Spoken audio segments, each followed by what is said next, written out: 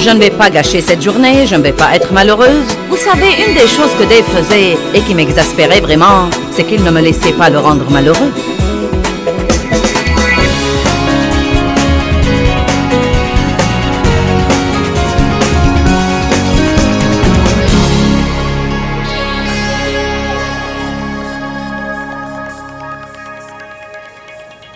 Nous parlons ce week-end du remède contre le stress.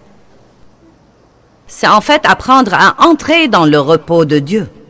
Et quand nous parlons du repos de Dieu, il ne s'agit pas d'un repos après le travail, mais d'être capable de se reposer en Dieu, quel que soit ce que vous faites, d'entrer dans le repos de Dieu. Je peux littéralement soit gérer ce ministère pendant que mon âme est en vacances, soit le gérer en m'inquiétant de tout et en m'inquiétant de ceci, et en essayant de comprendre cela et en me vexant de quelque chose d'autre. Et tout ce que je vais faire, c'est de me rendre malheureuse. Vous pouvez élever vos enfants pendant que votre âme est en vacances si vous vous fiez à Dieu, pour qu'il vous mène pendant que vous les menez.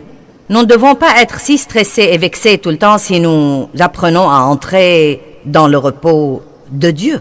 Quand Dieu a fini son travail, le 7e jour, il s'est reposé. Quand il s'est reposé, il a créé ce qu'on appelle le repos du sabbat, qui est toujours disponible pour nous aujourd'hui. Hébreux chapitre 3 dit que ceux qui ont cru sont entrés dans le repos de Dieu.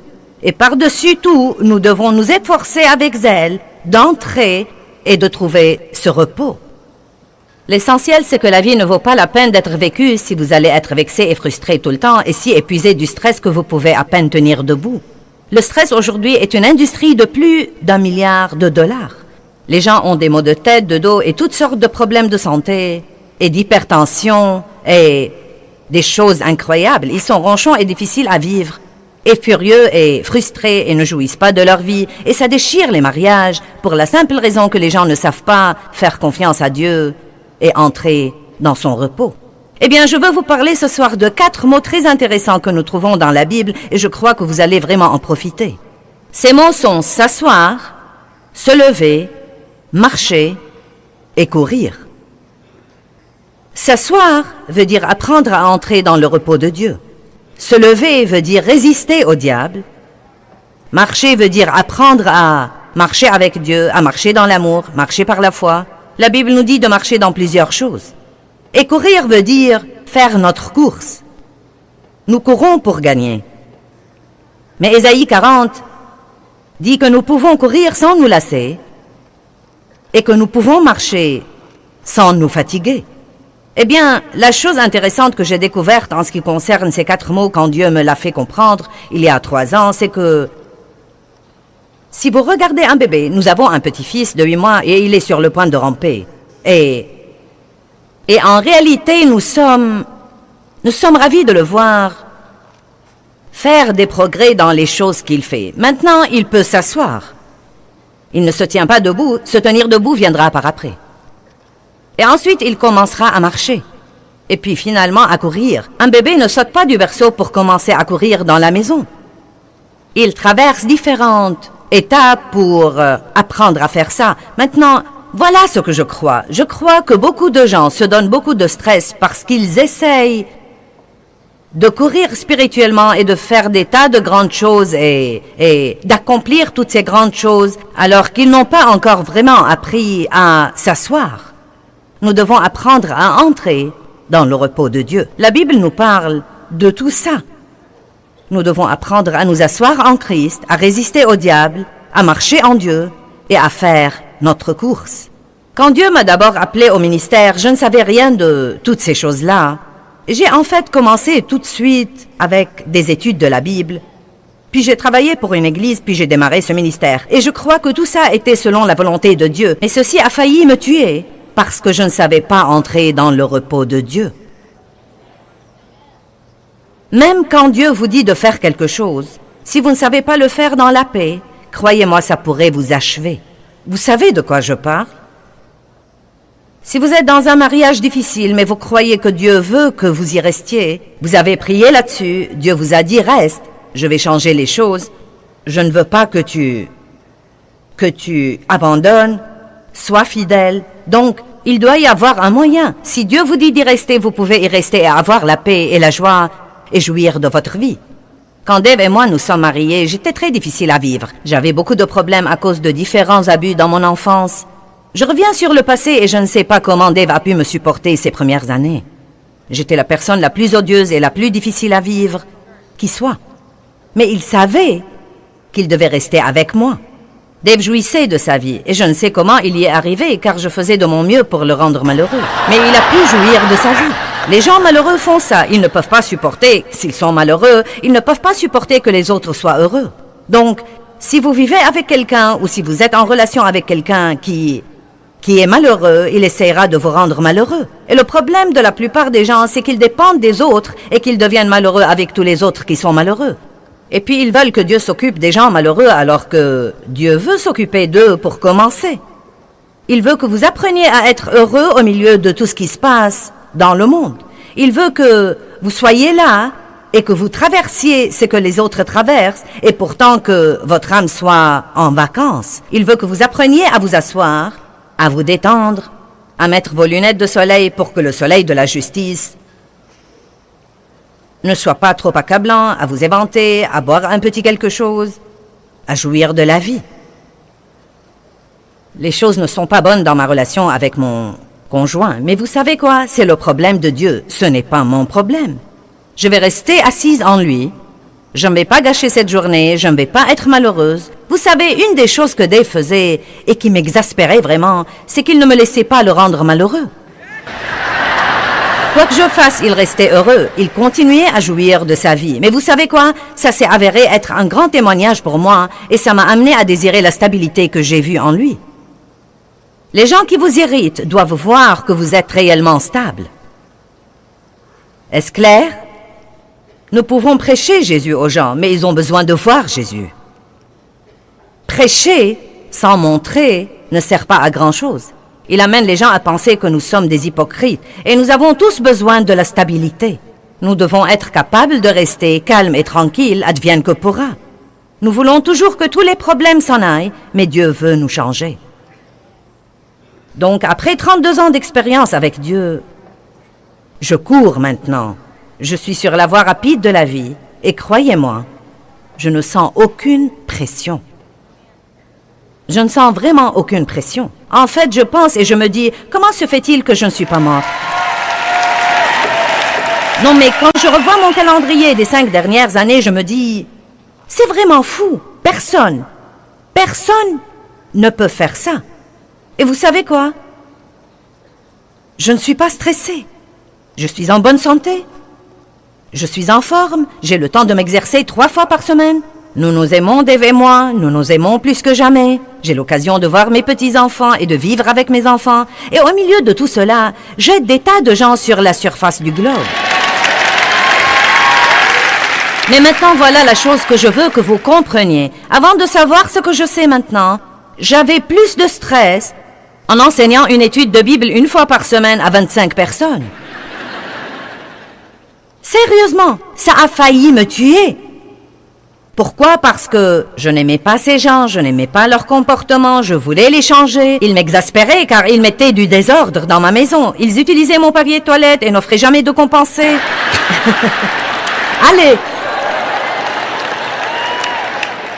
Vous savez, si vous le voulez, vous pouvez trouver 35 choses qui vous exaspèrent tous les jours. Et j'avais plus de stress, vraiment. J'avais plus de stress à enseigner ces 25 personnes 1 fois par semaine les mardis soirs que je n'ai maintenant avec 18 bureaux dans le monde entier, prêchant l'Évangile en 38 langues dans les 2 tiers du globe. J'ai appris à entrer dans le repos de Dieu. Donc, êtes-vous prêts pour une bonne leçon? Hébreux 10, 11. De plus, tout sacrificateur humain se tient debout devant son autel, faisant le service chaque jour et offrant souvent les mêmes sacrifices, qui ne peuvent jamais enlever les péchés, qui nous enveloppent de tous les côtés et les ôter. Mais celui-ci, le Christ, après avoir offert un seul sacrifice pour nos péchés, qui sera efficace à jamais. Si vous étiez là ce matin, nous avons étudié les mots tout de la Bible. Maintenant faites attention, il s'est assis à la droite de Dieu, attendant désormais que ses ennemis soient devenus son marchepied. Maintenant, vous savez quoi? Combien de fois est-ce que nous lisons dans la Bible qu'il est assis dans les lieux célestes? Le Christ est assis à la droite du Père. Après avoir fait ce que Dieu l'a envoyé faire, il est monté dans les hauteurs et il s'est assis à la droite du Père. Bon, cela veut dire quoi? Le point essentiel, c'est qu'il a fait ce qu'il a été envoyé faire et maintenant il est entré dans le repos de Dieu, attendant désormais que Dieu fasse ce que Dieu seul peut faire et c'est complètement et totalement mettre le diable sous nos pieds, achever le dernier ennemi qui est la mort et faire cette chose comme Dieu seul peut la faire. Donc Jésus est assis, là-haut dans les cieux, gérant le monde, assis. Nous avons vu ce matin comment il maintient, soutient et propulse tout dans l'univers.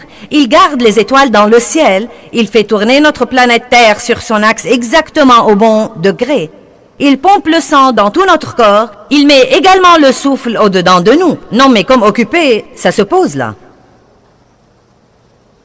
Mais il ne panique pas et ne dit pas « Que vais-je faire? Je ne sais pas quoi faire. Oh ça alors? Pensez-vous que tout va bien là-bas? Oh bon sang, ouh !» Et je ne blague pas, j'essaye d'avancer un argument. Il s'est assis, et croyez-moi, certains d'entre vous devraient s'asseoir, et je ne parle pas de s'asseoir littéralement, je parle de s'asseoir au-dedans de vous. Vous devez donner des vacances à votre pensée, vous devez donner des vacances à vos émotions, et vous devez donner des vacances à votre volonté, parce que vous vous opposez constamment à tout ce qui se passe dans votre vie. Vous vous y opposez, et pourtant, tout ce que vous faites, c'est de vous fatiguer et de vous épuiser, car vous n'y pouvez rien. Dieu seul peut changer les gens qui vous irritent et vous exaspèrent. Dieu seul peut changer les choses en vous qui ont besoin d'être changées. Dieu seul peut changer tout ce qui se passe dans le monde. Dieu seul peut changer ce que nous avons besoin de changer. Et nous devons prier et puis nous asseoir.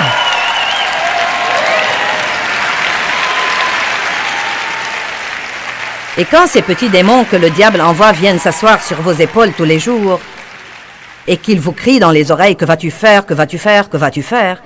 Répondez rien, je suis en vacances. Et je ne fais rien quand je suis en vacances.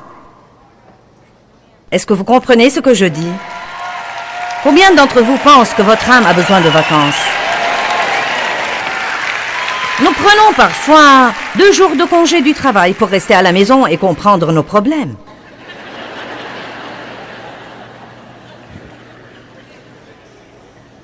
Reposez-vous au-dedans de vous pour avoir le repos.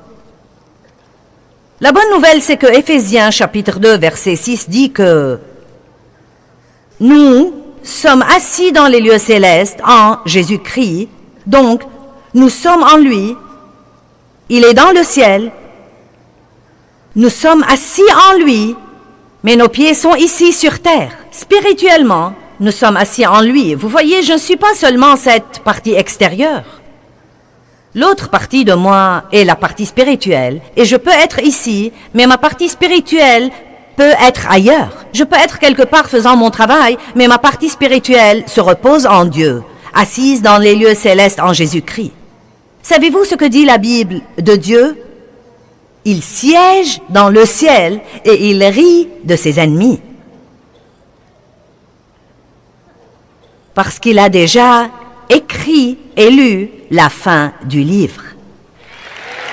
Puis-je vous dire que nous gagnons?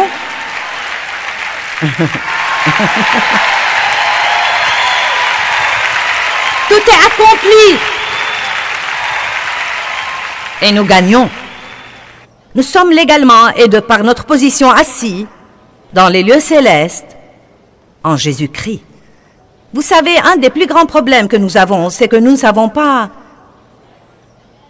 où se termine notre rôle et où commence le rôle de Dieu. Vous voyez, la Bible dit que quand Jésus est monté dans les hauteurs, il est venu du ciel, il a payé nos péchés, il a fait des disciples de ces 12 hommes qui ont porté l'évangile au monde, il est allé à la croix, il a payé nos péchés, il est mort.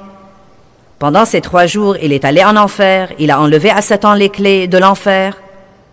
Il est revenu, a passé 40 jours ici-bas, il est apparu à différentes personnes. Il est monté dans les hauteurs, et il s'est assis. Pourquoi s'est-il assis? Parce qu'il savait qu'il avait fini. Maintenant, Dieu a pris le contrôle. Et vous savez quoi? Il y a tellement de choses que nous pouvons faire, et nous devons faire ce que nous pouvons faire. Je peux parler à quelqu'un et je peux lui dire, tu sais quoi, tu cours au désastre avec ton style de vie, ça ne te sert à rien. S'il te plaît, tu dois changer, accompagne-moi à l'église. Mais s'il s'y oppose carrément, vous feriez aussi bien d'aller vous asseoir. Spirituellement, vous feriez aussi bien de vous asseoir et de dire, eh bien Dieu, je n'y peux rien. Nous devons savoir quand nous avons fini et savoir quand nous devons reculer. La Bible dit, déchargez-vous sur lui de tous vos soucis, car lui-même prend soin de vous. Nous devons prier à propos des choses, et si nous n'y pouvons rien, certainement que Dieu peut faire quelque chose, et la façon de demander à Dieu de faire quelque chose, c'est de prier. Vous savez quoi? J'étudie sur la prière, car j'essaye toujours de m'enfoncer dans la tête à quel point la prière est forte et puissante et que la prière devrait être ma première ligne de défense contre tout parce que je suis une femme d'action. Avons-nous des gens d'action ici? Et vous savez, je suis le genre qui veut tout réparer et sauver et améliorer. Mais croyez-moi, je m'épuise parfois en essayant de réparer tout le monde et de sauver l'univers. Et puis je finis par ronchonner et murmurer et me plaindre de tout ce que je fais tout le temps. Et j'essaye d'apprendre à prier et apprendre à m'asseoir. Peiner dans la chair ne produit aucun fruit. Donc la première chose que nous devons apprendre à faire, c'est de nous asseoir. Combien d'entre vous croient qu'ils doivent apprendre à se reposer en Dieu? Nous ne sommes pas assis quand nous nous inquiétons et quand nous essayons de comprendre des choses dont Dieu seul détient la réponse. Nous ne sommes pas assis quand nous sommes frustrés et que nous luttons. J'ai lutté tant d'années avec moi-même. Oh, vraiment, j'ai lutté terriblement avec moi-même, en essayant de me changer, en essayant de changer Dave, de changer mes enfants et d'agrandir mon ministère. J'ai essayé et essayé et essayé jusqu'à en mourir. Quelle est la chose que vous essayez de faire et qui ne marche pas? À quel point êtes-vous frustré car vous continuez à tourner autour de la même montagne et que quoi que vous fassiez, absolument rien ne change? La chose la plus stressante au monde, c'est de passer votre temps à essayer de faire quelque chose à propos de quelque chose alors que vous n'y pouvez rien. Certains d'entre vous ont besoin d'être délivrés. Votre âme doit prendre ses vacances. Après que nous apprenions finalement à nous asseoir, et cela doit être enraciné en nous parce que les 3 étapes suivantes, bien que vous appreniez à résister à l'ennemi, il y a des moments où vous êtes debout alors que vous devez reculer et vous asseoir. Je ne pense pas que nous pourrions jamais vaincre le diable. Nous devons savoir comment faire la guerre spirituelle. Nous avons un ennemi, nous devons savoir venir contre lui. Mais je ne pense pas que nous puissions le faire à moins de le faire en étant assis en Dieu. Vous voyez, voilà le grand problème. Quand je suis entrée dans une relation sérieuse avec Dieu et que j'ai commencé à apprendre toutes sortes de choses, je ne les ai vraiment pas apprises dans l'ordre qu'il faut.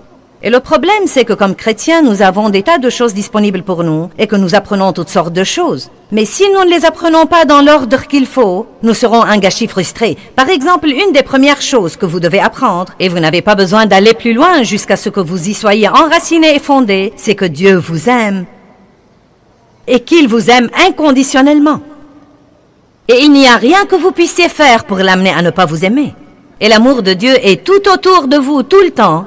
Et la Bible dit que nous devons apprendre à en prendre conscience. Pourquoi devons-nous apprendre à recevoir des mégadoses de la parole de Dieu? Parce qu'elle guérit nos âmes blessées. Elle guérit nos personnalités. Elle nous procure la sécurité. Elle nous donne la confiance. Et elle nous permet de vivre sans peur. Nous devons connaître l'amour de Dieu. Mais il y a des gens qui gèrent des ministères mondiaux et qui ne savent pas encore que Dieu les aime. Et ils sont fanats de toutes sortes d'œuvres pour essayer de prouver qu'ils ont une valeur pour amener Dieu à les aimer en fonction de ce qu'ils font. C'est la première chose que vous devez apprendre. Et même si ça vous prend 5 ans, vous ne devez pas essayer d'aller plus loin jusqu'à ce que vous l'appreniez, car la Bible dit que nous devons être enracinés et fondés dans l'amour de Dieu et être si convaincus de l'amour de Dieu que rien ne peut nous en séparer. La deuxième chose que nous devons apprendre à faire, c'est de nous aimer nous-mêmes. Vous ne pouvez pas aimer les autres si vous ne savez pas vous aimer vous-même. J'écoutais des messages sur l'amour, j'allais à l'église, j'allais au séminaire, j'allais à des séminaires sur la prière, j'allais à des séminaires sur la guerre spirituelle. Non, mais j'ai appris à lier et à délier, j'ai appris à réprimer, j'ai appris à jeûner pour la guerre spirituelle. Bref, j'ai appris toutes sortes de choses. Et donc me voilà, je ne savais rien sur l'amour de Dieu.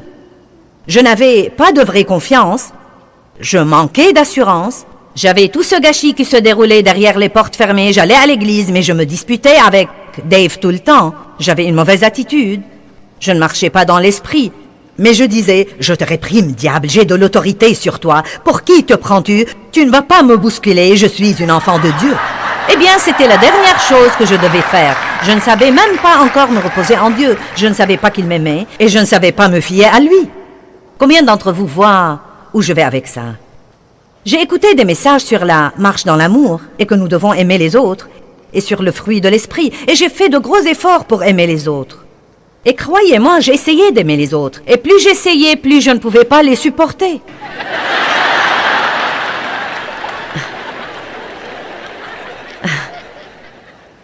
Et je disais, eh bien Dieu, qu'est-ce qui me prend? J'ai acheté le livre, j'ai acheté les bandes, je suis allée au séminaire, je prie pour aimer les autres. Mais vous voyez, je ne pouvais pas marcher dans l'amour. Écoutez-moi, je ne pouvais pas marcher dans l'amour parce que je n'avais pas encore vraiment... Je croyais mentalement que Dieu m'aimait, mais je n'avais jamais vraiment reçu cet amour pour moi-même et laissé cet amour me guérir. Je ne m'aimais pas. Je ne m'appréciais pas. Écoutez-moi, vous ne pouvez pas donner quelque chose que vous n'avez pas. Comment pourrais-je aimer les autres si je ne m'aime pas? Et c'est l'un des plus grands problèmes qu'ont les gens. Nous essayons de prendre de l'autorité sur le diable et de gérer des ministères mondiaux. Nous essayons d'impressionner tout le monde. Nous essayons de faire toutes ces grandes choses et de faire notre course. Et pourtant, nous n'avons pas l'essentiel. Donc j'ai appris beaucoup de choses, mais je les ai apprises en désordre. Vous devez vraiment prendre de l'autorité sur le diable, mais vous feriez mieux de savoir vous reposer en Dieu. Par exemple, prenez l'Exode chapitre 14, versets 9 à 14. Les Israélites étaient sérieusement stressés en raison de leur situation. Ils étaient dans une situation presque impossible. L'armée égyptienne les poursuivait. La mer Rouge était devant eux. Ils n'avaient nulle part où aller. Bon, qui pense que c'est une raison de stresser? Maintenant, que devrions-nous faire? Oh, ils avaient tellement peur. Ils ont crié à Moïse. Moïse a prié. Et voilà ce qu'a dit Dieu. Dis-leur de garder le silence, de se reposer, et je combattrai pour eux. Soyez sans crainte. Vous avez l'armée égyptienne derrière vous, la mer Rouge devant vous, et Dieu vous dit, donnez des vacances à votre âme. À quoi faites-vous face? Quelle mer Rouge regardez-vous? Quelle armée vous poursuit? Vous vous en inquiétez, vous essayez de comprendre, vous en parlez toute la journée. Dieu dit, gardez le silence, reposez-vous, et il combattra pour vous. L'ennemi que vous voyez aujourd'hui, vous ne le verrez plus jamais. Cette guerre n'est pas la vôtre, mais celle de Dieu.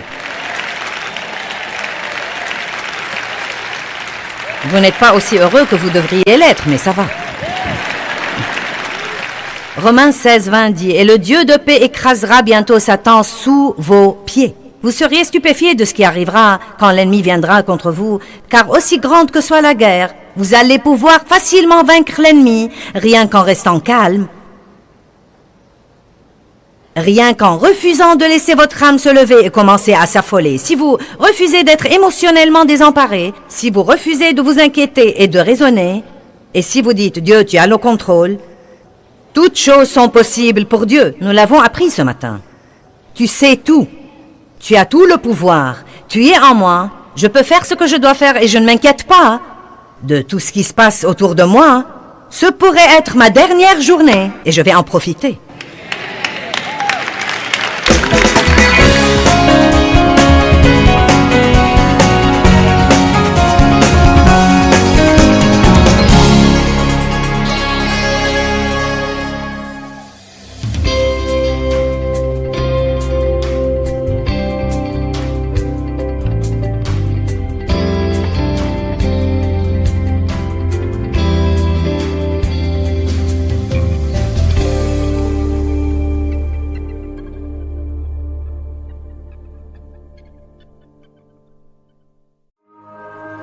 programme est financé par les amis et partenaires du ministère de Joyce Meyer.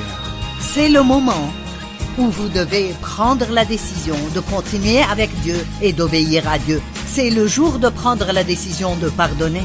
C'est le jour d'être plein d'espérance et de croire que quelque chose de bien peut arriver avec vous.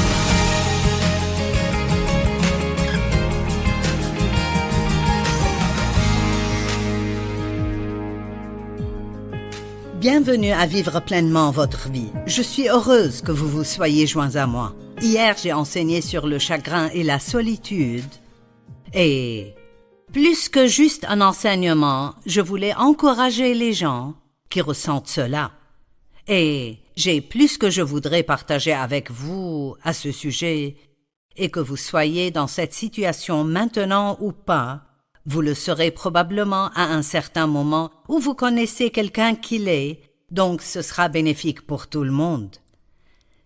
Si vous êtes dans une position où vous pleurez maintenant sur une perte dans votre vie, où vous vous sentez seul, vous sentez que personne ne vous comprend, ou vous êtes seul, vous êtes un parent célibataire, vous êtes une personne âgée, vous avez perdu un proche, vous devez voir avec les yeux de la foi, parce que maintenant vous ne voyez peut-être rien qui vous rende heureux. Paul a dit que c'est important de ne pas juste regarder ce qui est vu, mais aussi de regarder ce qui est invisible. Et je pensais ce matin que j'ai mentionné ceci hier. J'ai pensé à tous les petits plans que nous avons pour nos vies et comparez cela au plan que Dieu a pour vous. Il a dit, et c'est écrit dans Jérémie 1:5, « Avant de t'avoir formé dans le sein de ta mère, je t'ai choisi. Et avant ta naissance, je t'ai consacré. Je t'ai destiné à être prophète pour les peuples. » Pensez à cela. Avant que vous soyez formés dans le sein de votre mère, Dieu vous connaissait. Vous n'êtes pas un accident. Dieu a fait des plans pour vous exprès. Et il avait un plan pour vous avant même que vous n'apparaissiez sur terre. Et quoi qu'il soit arrivé dans votre vie, peu importe ce qui vous a blessé ou combien ça vous a blessé profondément, Dieu a toujours un très bon plan pour votre vie. Et ça ne semble pas être le cas maintenant, mais je peux vous dire de mon expérience personnelle que tout ce que vous traversez, Dieu l'utilisera pour que vous puissiez avoir de l'expérience pour aider quelqu'un d'autre qui est blessé si vous le laissez juste faire. Dieu est un consolateur et la Bible dit qu'il veut nous consoler avec la consolation que seul lui peut donner pour que nous puissions prendre cette consolation par laquelle il nous a consolés et consoler d'autres personnes qui ont besoin de consolation. Savez-vous combien de personnes blessées il y a dans ce monde? Ne dites jamais que vous n'avez rien à faire, parce qu'il y a toujours quelqu'un vers qui vous pouvez aller avec un appel téléphonique, avec une prière, avec une invitation. Il semble que nous attendons toujours d'être invités. Et si nous devenions celui qui donne l'invitation? N'attendez pas que quelqu'un vous invite à déjeuner. Invitez quelqu'un d'autre à venir. Si vous vous sentez seul depuis longtemps, peut-être que vous devez juste commencer à vous former une vie vous-même. Vous pouvez consoler d'autres personnes. Dans les Béatitudes ou le Sermon de la montagne, Jésus a dit « Bénis ceux qui pleurent, car Dieu les consolera ». C'est vraiment un verset plutôt unique quand vous y pensez. Donc la consolation de Dieu doit être si intensément bonne que ça vaut la peine de pleurer sur quelque chose juste pour faire l'expérience de sa consolation. Dieu peut vous donner une consolation que personne ne peut possiblement vous donner. Donc, je veux vous encourager, quoi que vous ressentiez maintenant, à savoir que vous avez un bel avenir. De bonnes choses arriveront avec vous. Et je veux vous dire quelque chose et ça semblera être simple, mais ce ne l'est pas. Ayez une attitude positive. Si vous vous apitoyez trop sur vous-même, ça peut devenir un très grand problème dans votre vie. Et vous pouvez avoir une raison de vous sentir abattu. Mais vous n'avez pas le droit de ressentir cela pendant très longtemps parce que Dieu est bon et il utilisera tout ce que le diable planifie et en sortira quelque chose de bien. Genèse 50:20 dit cela et Romains 8:28 dit « Toute chose concourt pour le bien de ceux qui aiment Dieu et veulent sa volonté dans leur vie. » Maintenant, nous pouvons regarder Romains 4:18-21. Vous connaissez probablement ceci, mais Abraham était un homme à qui Dieu a demandé d'abandonner la maison de son père et tous ses amis, tout ce qui lui était familier. Et Dieu a dit, « Pars et va à un pays que je te montrerai. » Pourquoi Dieu ferait-il cela? Il cherchait quelqu'un avec qui il pourrait faire une alliance, quelqu'un qui aurait de la foi, une personne qui le croirait, avec qui il pourrait faire une alliance. Et donc, cela ne pouvait pas arriver avec Abraham là où il vivait parce qu'il était entouré de personnes qui adoraient des idoles. Dieu a dit, tu dois t'éloigner de cela. Et pour avoir un bon changement dans nos vies, nous devons nous éloigner de certaines choses. Il devait s'éloigner de cela et Dieu a dit, va à un pays que je te montrerai. Et Dieu lui a promis qu'il aurait un enfant. Mais comme les années passaient, Abraham a eu 100 ans, Sarah avait 90 ans et ils avaient dépassé l'âge d'avoir des enfants. Mais Dieu a dit, je te donnerai un enfant. Et donc il dit, contre toute espérance, ou alors que tout portait au contraire, il a eu confiance plein d'espérance. Pouvez-vous faire cela si vous n'avez pas de raison logique d'espérer? Pouvez-vous devenir un prisonnier de l'espérance et espérer dans la foi, voir avec les yeux de la foi et croire, peu importe combien vous avez mal maintenant? Pouvez-vous croire quelque chose de bien arrivera dans ma vie, pas parce que vous êtes bon, mais parce que Dieu est bon? Il dit, et sans faiblir dans la foi. Il ne considéra point que son corps était déjà usé, puisqu'il avait près de 100 ans et que Sarah avait les entrailles mortes. Il ne douta point par incrédulité. Il n'a pas laissé le doute et l'incrédulité l'arrêter. Mais il fut fortifié par la foi, louant et donnant gloire à Dieu. Ce sont des versets si magnifiques. Ne laissez pas le diable voler le plan de Dieu pour votre vie, parce que pour le moment, vous ne voyez vraiment pas que ça marche. Vous savez, tous ceux qui ont eu des promesses de Dieu, presque toujours, ils passent par des temps au début où on dirait qu'il n'y a pas moyen que ça puisse jamais arriver. Il y a quelque chose qui est arrivé avec moi cette semaine et j'avais besoin que Dieu intervienne dans une situation. Et je secoue toujours la tête et je pense, Dieu a fait ça. Il est intervenu et a aidé dans une situation qui semblait être complètement désespérée et il n'y avait aucune raison de mes expériences passées pour moi de croire que Dieu pourrait faire ce que je lui demandais de faire. Mais j'ai demandé dans la foi et bien sûr, Dieu a amené une percée. La solitude et le chagrin peuvent se manifester de plusieurs façons. La solitude se manifeste comme une douleur intérieure ou un vide dans votre vie. Parfois, une personne qui se sent seule ressentira un vide profond dans sa vie. Vous pourriez ressentir un désir pour l'affection et je veux vous donner un avertissement. Quand vous avez soif d'affection et vous êtes dans une situation désespérée, n'allez pas rechercher le réconfort dans tous les mauvais endroits. Les personnes désespérées font des choses désespérées. Je me suis mariée quand j'avais 18 ans parce que je voulais quitter la maison de mon père qui abusait de moi sexuellement et je pensais que personne ne voudrait jamais de moi. Donc le premier homme qui a montré que je l'intéressais, j'ai pris cette opportunité pour me marier.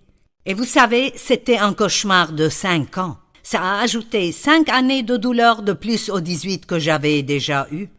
Les personnes désespérées font des choses désespérées.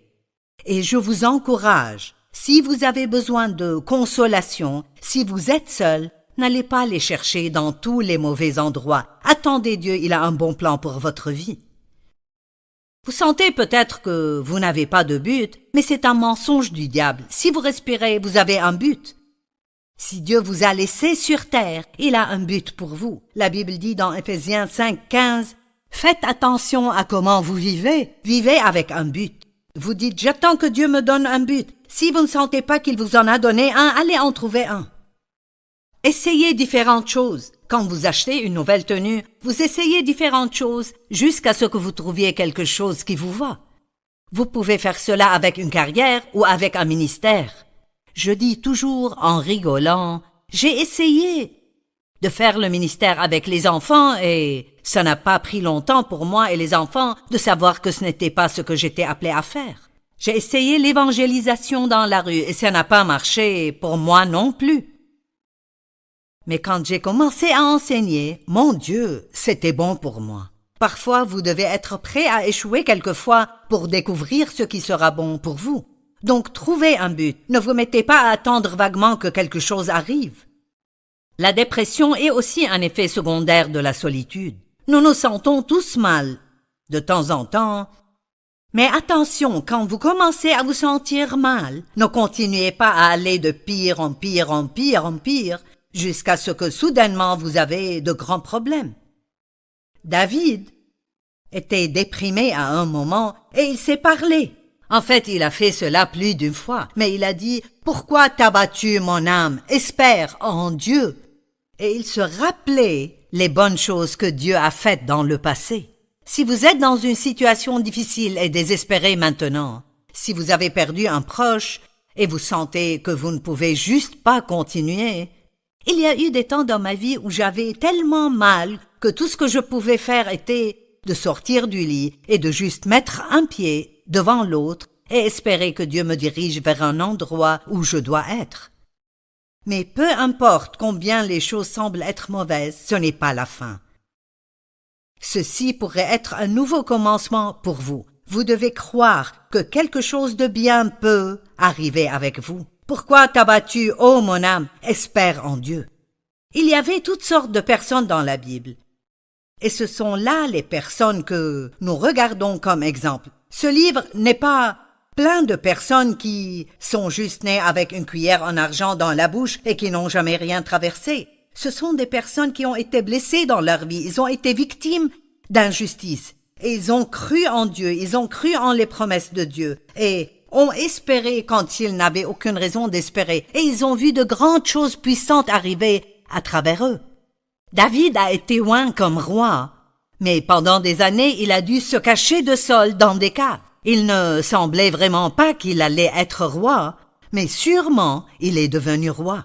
Je vous ai déjà parlé d'Abraham et de comment il s'était senti quand Dieu a dit « Abandonne tout et pars vers un pays que je te montrerai ». Dieu n'a même pas pris la peine de lui dire où il devait aller.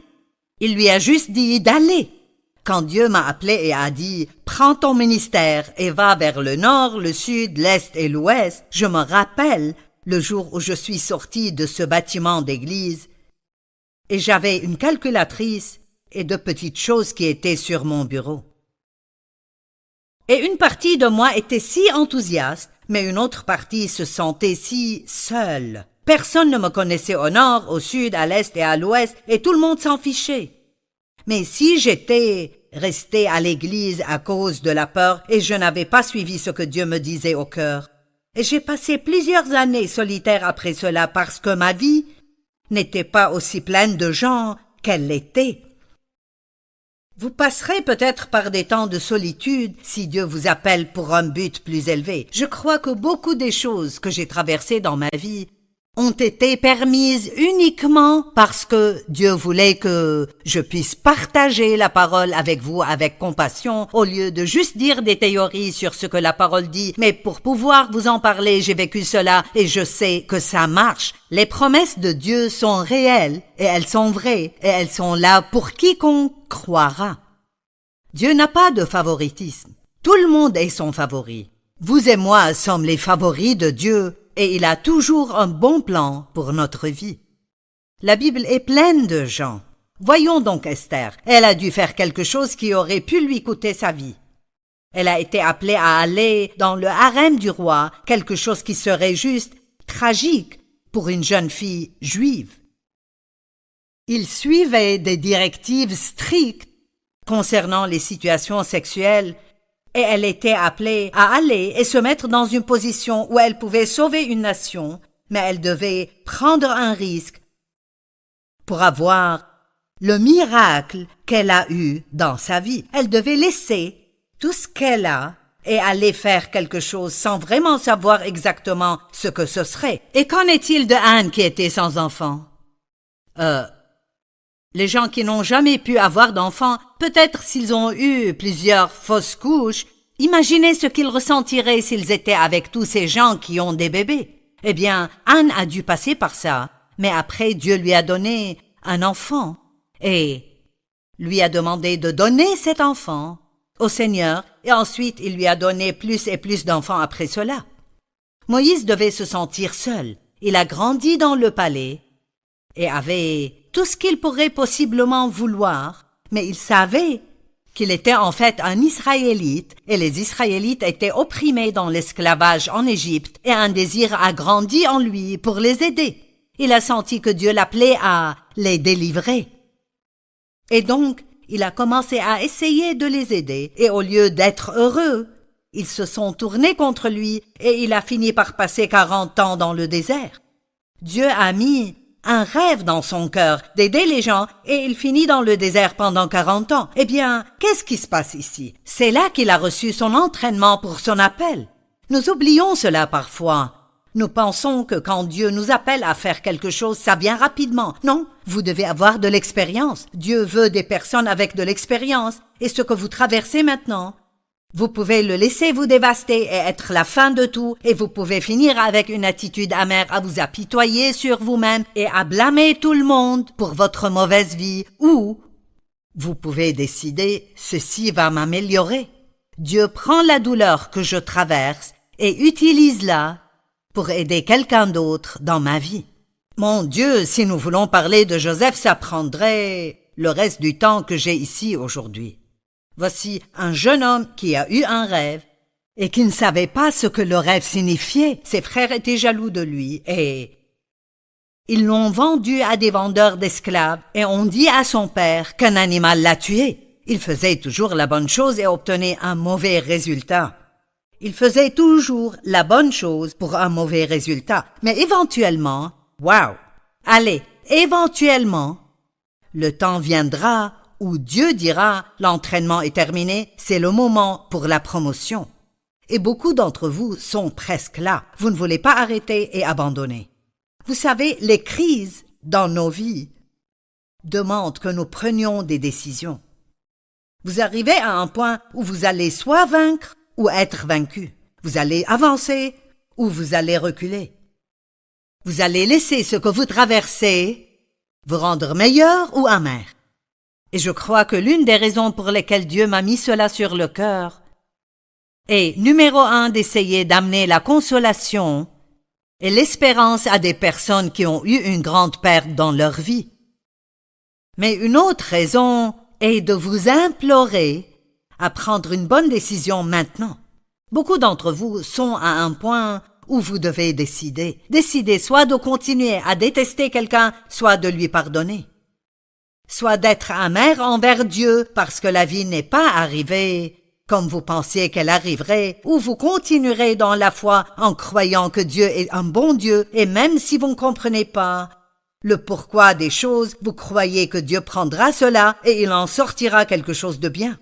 Je sais dans mon cœur que plusieurs d'entre vous sont à un point de décision. Vous êtes à un point de crise, mais vous êtes à un point de décision. Et si vous prenez la bonne décision et vous décidez pour Dieu et pour les façons de Dieu, il fera quelque chose de si merveilleux dans votre vie que vous serez en admiration la bouche bée. Je parlais à mon mari ce matin et nous parlions juste un peu de l'état dans lequel nous étions il y a 45 ans. Je veux dire, oh mon Dieu, nous avions tellement de grands problèmes dans nos vies. Et voilà où nous sommes maintenant. Et Dieu nous disait, si vous me faites confiance un jour, si vous continuez à croire, un jour viendra. Eh bien, maintenant je vis dans ce un jour. Et vous y vivrez aussi si vous gardez confiance en Dieu. Je veux que vous soyez encouragés. En fait, ça me ferait vraiment plaisir si quand ce programme est terminé, vous appelez le bureau et vous dites « Le programme m'a vraiment encouragé aujourd'hui ». Laissez-nous vous envoyer quelques trucs qui vous aideraient à ne pas être submergé par le deuil et la solitude et vous aidera à marcher jusqu'aux côtés de la victoire. Jérémie 29, 11 « Car je connais les projets que j'ai formés sur vous. » Dit l'Éternel, allez, ce verset est pour vous. Je connais les projets que j'ai formés sur vous, projets de paix et non de malheur, afin de vous donner un avenir et de l'espérance. Psaume 27, 14 Attends-toi donc et espère en l'Éternel. Prends courage, fortifie-toi et que ton cœur s'affermisse. Oui, attends-toi donc et espère en l'Éternel. Mon Dieu, si vous passez par quelque chose maintenant et vous pleurez, c'est naturel. Il y a un processus de deuil que vous devez traverser. Et si vous ne le faites pas, ça peut être très mauvais et très malsain pour vous. Mais il y a une différence entre pleurer et laisser un esprit de deuil envahir votre vie. Le mot deuil veut dire détresse mentale profonde due à la perte ou un chagrin profond. Mais comme je l'ai dit avant, la perte peut être un endroit pour recommencer. Ça n'a pas besoin d'être la fin. Une chose se termine, mais c'est pour que quelque chose d'autre puisse commencer après. Le deuil est un processus, et nous devons le traverser, puis aller de l'avant avec les bonnes choses que Dieu a pour notre vie. Dieu a de bonnes choses préparées pour vous. Il y a en fait des phases de deuil qui... c'est bon de juste avoir. Tout d'abord le choc. Si quelque chose de tragique arrive avec vous, peut-être hier vous êtes en état de choc. Mais c'est bien parce que c'est comme des amortisseurs dans la voiture quand vous passez sur un nid de poule. Vous n'avez pas mal parce que vous avez des amortisseurs. Je pensais ce matin à propos d'agents de police qui mettent des gilets pare-balles. Ils ressentent toujours la douleur. Ils peuvent avoir de grands bleus, ils peuvent même avoir des côtes brisées, mais les balles ne les tuent pas. Ils traversent cela. Et nous avons des absorbeurs de choc dans notre vie. Il y a une phase de deuil, du deuil naturel et sain que vous traversez. Il y a une phase de déni. Nous ne voulons pas faire face à cela, mais fuir devant vos problèmes ne résout. Tout ce que vous fuyez vous poursuivra toujours. Le temps vient où vous devez faire face à des choses. Le temps est venu pour moi où je devais dire « Joyce, tes parents ne t'aimaient pas. Ils ne savaient pas comment t'aimer. Ils étaient élevés d'une telle façon qu'ils ne savaient pas comment. Et vraiment, ils ne devaient même pas être des parents. On abuse de vous quand vous êtes enfant. Vous perdez votre enfance. Vous ne pouvez pas retourner et la prendre. Vous ne pouvez pas faire que ce qui vous est arrivé ne vous soit pas arrivé. Vous devez prendre une décision. Vous pouvez me demander de prendre ceci et d'en sortir quelque chose de bien, ou vous pouvez continuer à être plein d'amertume et de haine. Comme je l'ai dit plus tôt, certains d'entre vous sont à un point de décision. Je le sais, je sens presque que je parle prophétiquement. C'est le moment où vous devez prendre la décision de continuer avec Dieu et d'obéir à Dieu. C'est le jour de prendre la décision de pardonner. C'est le jour d'être plein d'espérance et de croire que quelque chose de bien peut arriver avec vous. Ne niez pas juste votre peine, traversez-la. La colère est un autre symptôme que nous pouvons avoir du deuil. La colère contre Dieu. Pourquoi Dieu? Je ne comprends pas. J'ai tout fait comme il faut et maintenant regarde ce qui m'est arrivé. La colère contre le diable. Pourquoi? Vous êtes en colère parce qu'il vous attaque et il semble qu'il a gagné. Mais Romains 12, 21 dit que nous pouvons vaincre le mal par le bien, comme je vous l'ai déjà dit. Faites autant de bien que possible pour autant de personnes que possible, aussi longtemps que possible, et c'est la plus haute forme de guerre spirituelle. La dépression est quelque chose qui peut arriver comme résultat de ces choses que vous traversez dans votre vie. C'est normal d'en avoir une certaine quantité, mais ne la laissez pas vous submerger.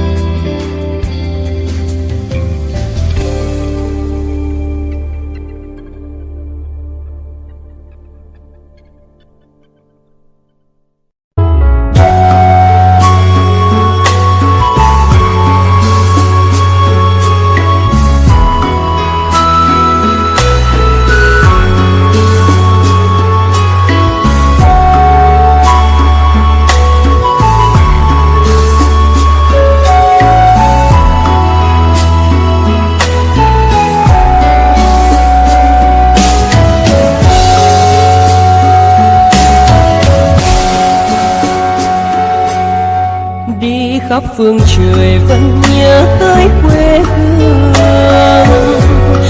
Người về đây thăm làng trù quê mẹ và làng sen quê cha, xúc động bồi hồi người rơi giọt lệ, thương mái nhà tranh thương đất mẹ nghèo.